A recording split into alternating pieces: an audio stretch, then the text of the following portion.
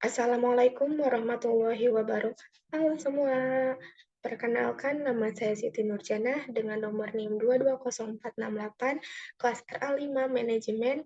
Di sini saya akan menjelaskan berbagai macam teori ekonomi sebagai salah satu persyaratan ujian tengah semester.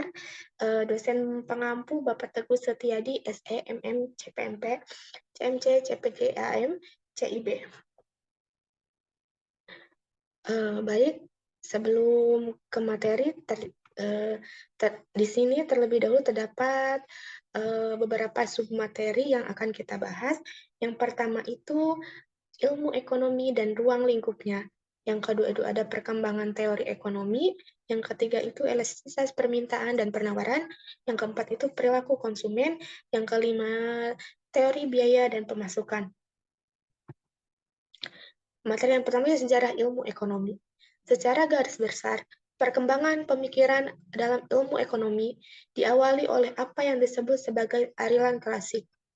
Aliran yang pertama, aliran yang terutama dipelopori oleh Adam Smith ini menekankan adanya invisible hand dalam mengatur pembagian sumber daya dan oleh karenanya peran pemerintah menjadi sangat dibatasi karena akan mengganggu proses ini.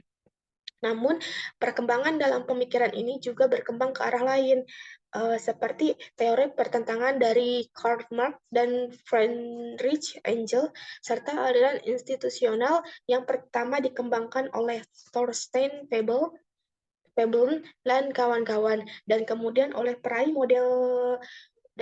Nobel Douglas Sheinert. Ilmu ekonomi adalah suatu bidang ilmu pengetahuan yang sangat luas ruang lingkupnya. Oleh karena itu, sangatlah tidak mudah untuk membuat suatu definisi yang bisa memberikan gambaran yang tepat mengenai analisis-analisis yang meliputi ilmu ekonomi. Selanjutnya itu ada definisi ekonomi. Kata ekonomi ini berasal dari kata Yunani yaitu aikos, yang berarti keluarga, rumah tangga, dan nomos atau peraturan, aturan, dan hukum. Dan secara luas didefinisikan sebagai aturan rumah tangga atau manajemen rumah langkah.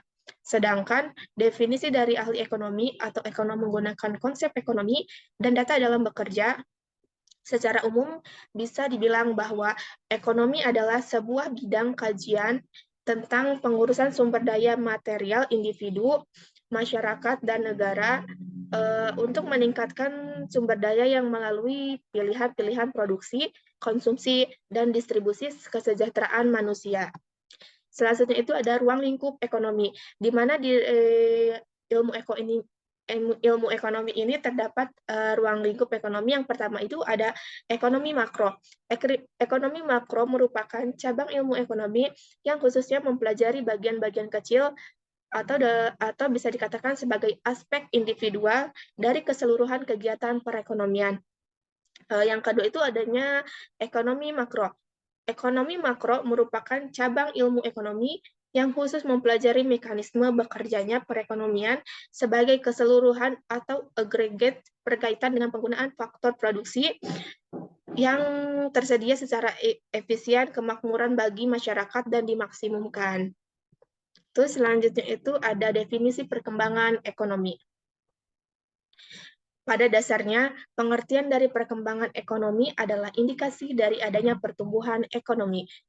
Pertumbuhan ekonomi sendiri itu merupakan perubahan kondisi dari perekonomian suatu negara yang secara berkesinambungan itu menuju keadaan yang lebih baik dalam satu periode. Adapun pengertian perkembangan ekonomi adalah proses perkembangan berupa kenaikan dalam jangka panjang dari suatu negara atau perusahaan untuk menyediakan barang yang mendukung perkembangan ekonomi yang disesuaikan dengan tingkat kebutuhannya.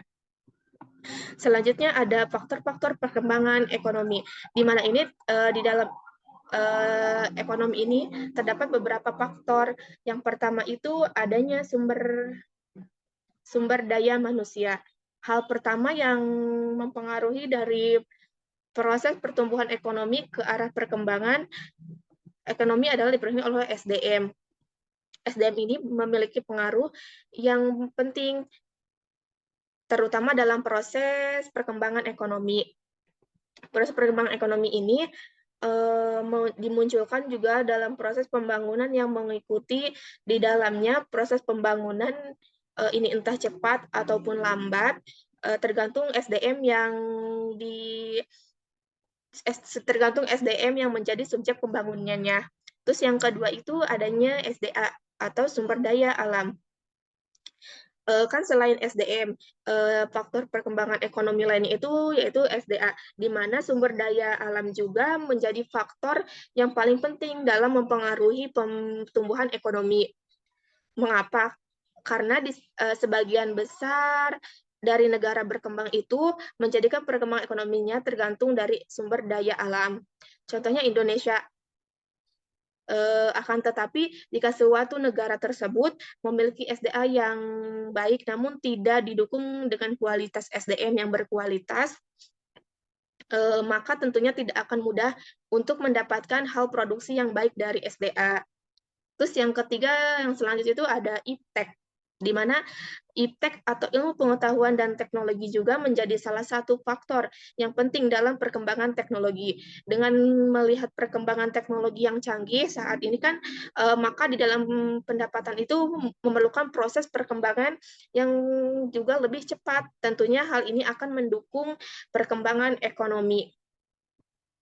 Terus yang selanjutnya ada budaya, di mana ternyata budaya ini juga memberikan banyak dampak tersendiri dalam proses perkembangan dan pertumbuhan ekonomi. Faktor budaya memiliki fungsi untuk membangkitkan dan mendorong terjadinya proses pembangunan atau pengembangan ekonomi. Faktor budaya ini menjadi faktor utama karena sikap kerja, cerdas, dan ulet dan jujur. Selanjutnya ada yang terakhir itu ada modal, di mana modal ini menjadi salah satu faktor penting yang menentukan perkembangan ekonomi. Modal sendiri ini juga berkesinambungan dengan sumber daya manusia. Modal menjadi salah satu kebutuhan yang penting untuk proses perkembangan. Selanjutnya ada tokoh ekonomi dunia.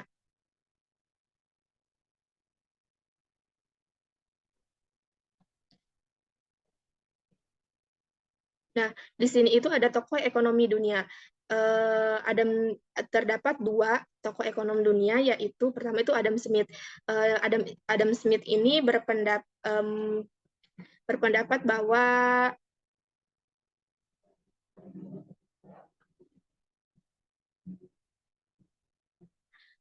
adanya pasar bebas. Terus yang kedua itu adanya pembagian kerja atau division of labor. Yang ketiga itu adanya konsep tangan tak terlihat, atau bisa disebut itu invisible hand. Terus yang keempat itu ada nilai kerja atau labor value. Terus yang terakhir itu adanya teori kapitalisme. Sedangkan David Ricardo itu berpendapat bahwa hukum perbandingan keuntungan atau law of comparative advantage. Terus yang kedua itu adanya teori nilai tenaga kerja, atau bisa disebut juga sebagai labor theory of value. Terus yang ketiga itu barang akan cenderung mencapai kesinambungan ketika pasar bebas dibiarkan beroperasi tanpa inversi pemerintah. Terus yang keempat itu adanya teori modal atau teori of capital. Terus yang terakhir itu ada teori perkembangan ekonomi klasik. Selanjutnya itu ada pengaruh budaya terhadap perkembangan ekonomi.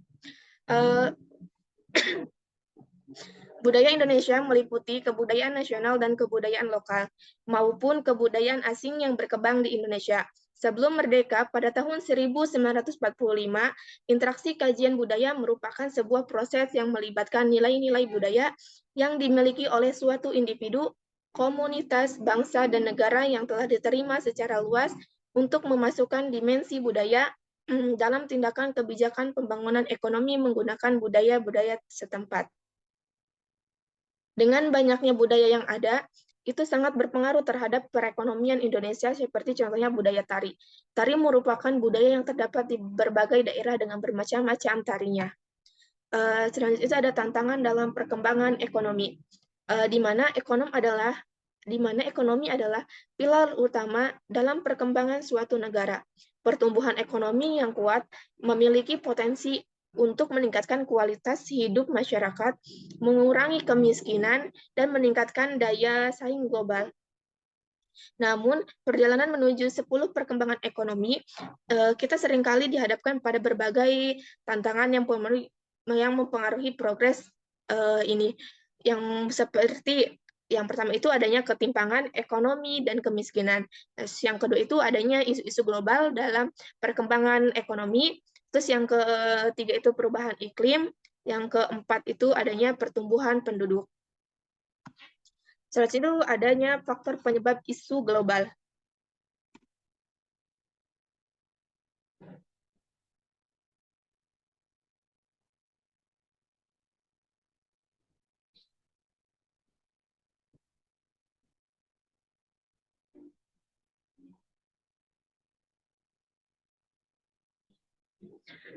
Di dalam ekonomi juga terdapat faktor-faktor penyebab isu global. Yang pertama itu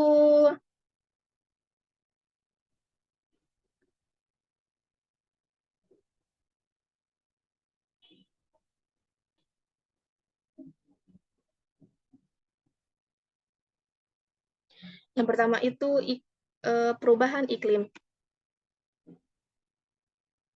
di mana isu perubahan iklim menjadi pemicu oleh sebagai dampak aktivitas manusia yang mempengaruhi stabilitas lingkungan dan mempengaruhi perubahan iklim.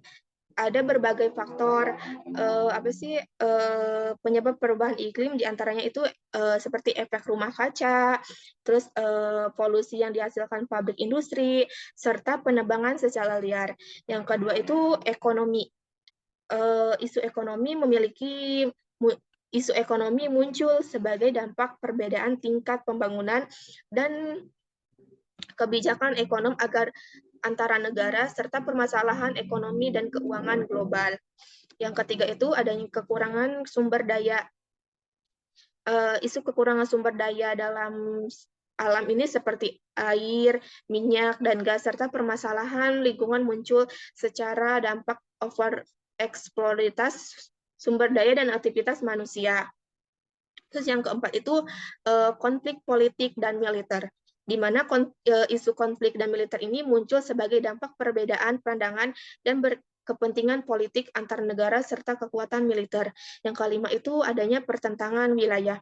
Isu pertentangan wilayah ini muncul sebagai dampak perselisihan antara batas wilayah yang satu dengan yang lainnya, sumber daya alam, dan pengaruh politik antar negara. Selanjutnya itu ada perbedaan budaya dan agama.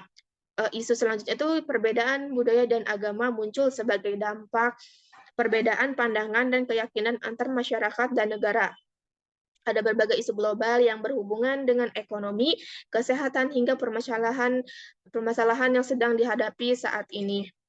Selanjutnya itu ada elastisitas permintaan dan penawaran, di mana pengertian elastisitas itu adalah perbandingan perubahan proporsional dari sebuah variabel dengan variabel lainnya. Tingkat elastisitas di sini adalah tingkat terpengaruhnya jumlah barang yang diminta maupun yang ditawarkan karena adanya harga. Sedangkan pengertian permintaan itu adalah keinginan yang disertai oleh kemampuan untuk membeli barang dan jasa tingkat harga dan waktu tertentu. Menurut Daniel 2002, permintaan adalah jumlah barang yang diminta oleh konsumen pada suatu pasar ini, sementara pasar adalah tempat terjadinya transaksi produsen dan konsumen atas barang-barang ekonomi.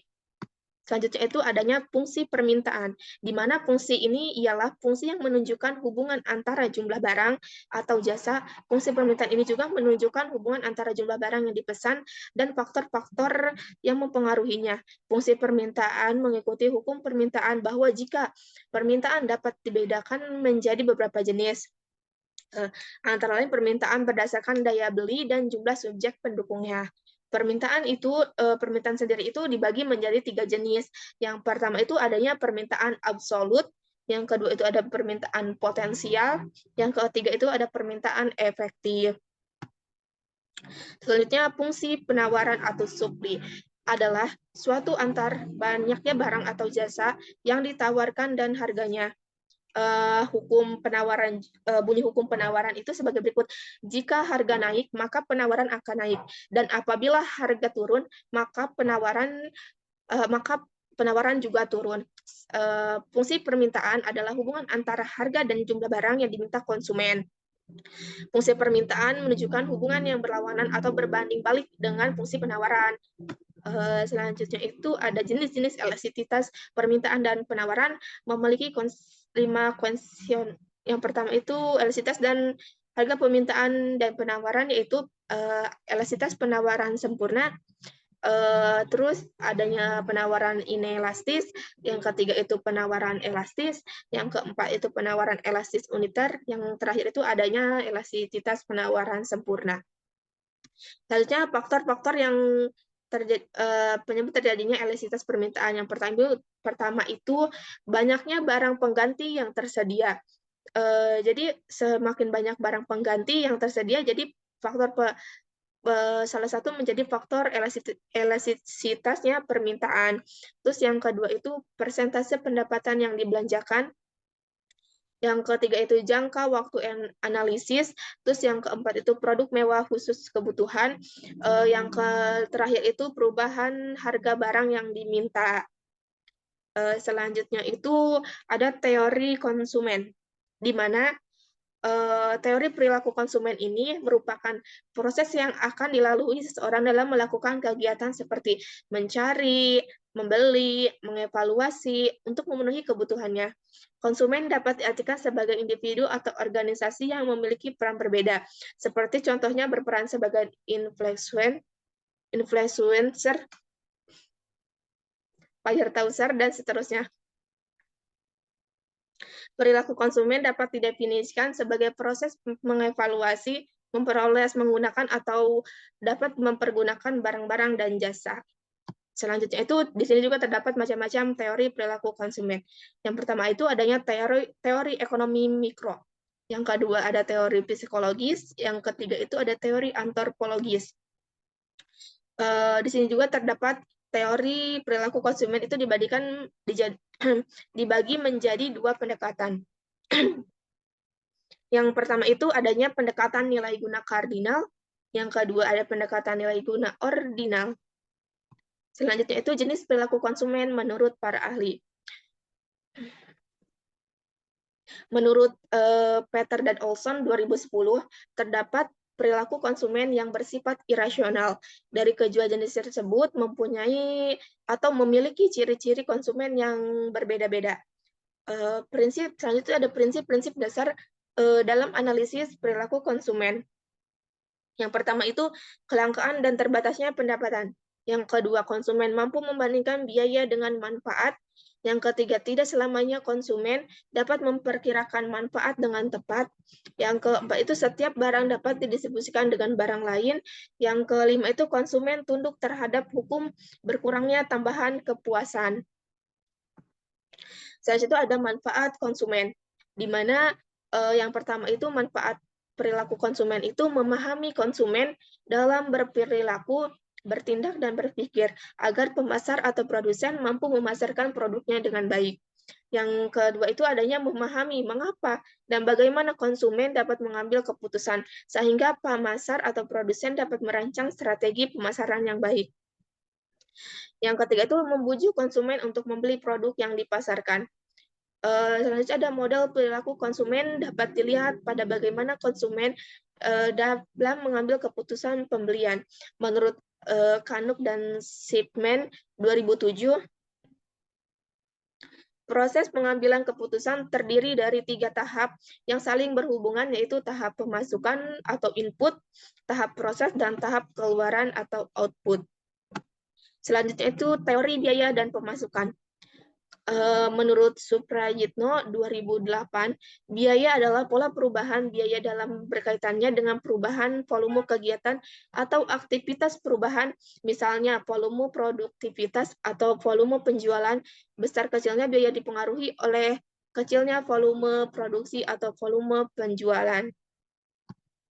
Selanjutnya ada biaya ini dapat digolongkan atas 4 jenis. Yang pertama itu adanya biaya variabel, di mana biaya variabel ini adalah biaya yang selalu berubah secara proporsional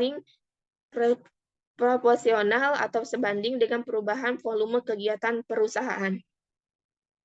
Terus yang kedua itu biaya tetap, di mana biaya tetap adalah biaya yang di kapasitas tertentu dengan volume tetap, meskipun volume kegiatan perusahaan berubah-ubah, tetapi dia itu tetap gitu loh. Terus yang ketiga itu ada biaya semi variabel, di mana biaya semi variabel ialah biaya-biaya yang totalnya selalu berubah tetapi tidak proporsional dengan perubahan volume kegiatan-kegiatan perusahaan. Dan selanjutnya itu ada biaya semi tetap, di mana biaya semi tetap adalah biaya yang mengandung unsur tetap dan unsur variabel. Selanjutnya itu penerimaan. Di sini adalah penerimaan adalah terjemahan dari revenue yang suatu konsep menghubungkan antara jumlah barang yang diproduksi dengan harga jual per unitnya. Terus konsep penerimaan tentu dipandang dari sisi permintaan, karena tidak semua barang yang ditawarkan akan menjadi penerimaan. Selain itu, penerimaan adalah penerimaan produsen dari hasil penjualan outputnya. Terdapat 3 konsep penting tentang value yang perlu diperhatikan untuk menganalisis perilaku produsen. Yang selanjutnya itu adanya hubungan penerimaan dengan barang jual. Penerimaan berhubungan dengan unit barang yang akan dijual, maka bila perusahaan tidak menghasilkan dan menjual barang, maka tentu saja perusahaan nol.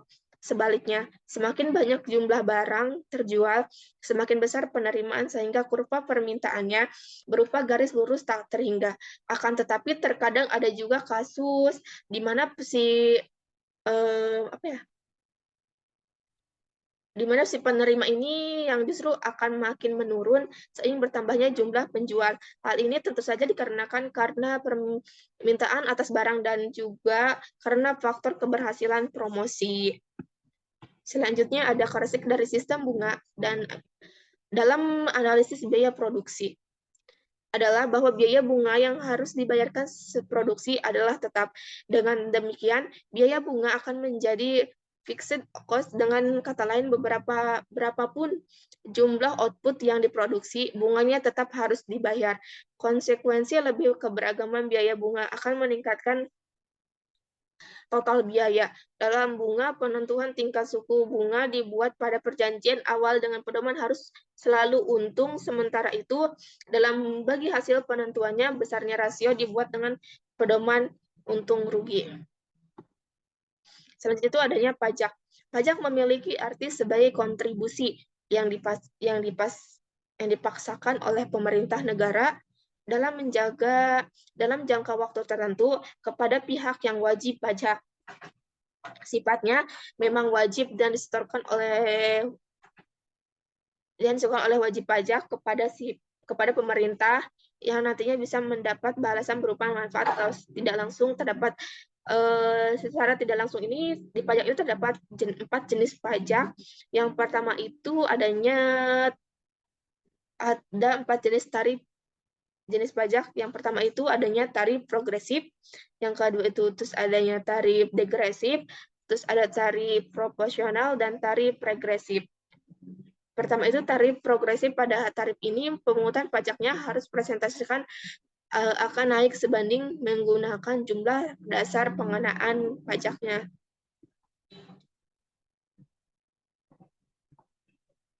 Meskipun sistem ekonomi tetapi pajak merupakan sumber penerimaan negara yang tidak dianjurkan.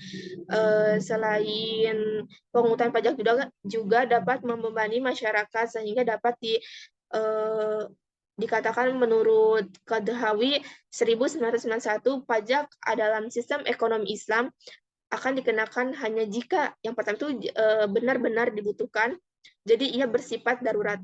Jadi si pajak ini menurut Islam itu dia tuh akan benar-benar dibutuhkan kalau hanya bersifatnya darurat gitu. Terus yang kedua itu pembagian beban pajak dengan adil, dan yang ketiga itu dana pajak benar-benar digunakan untuk pembangunan. dalam kegiatan produksi, adanya berbagai pajak memang akan dapat mempengaruhi struktur biaya penerimaan, sehingga akhirnya juga mempengaruhi berbagai keputusan produksi lainnya.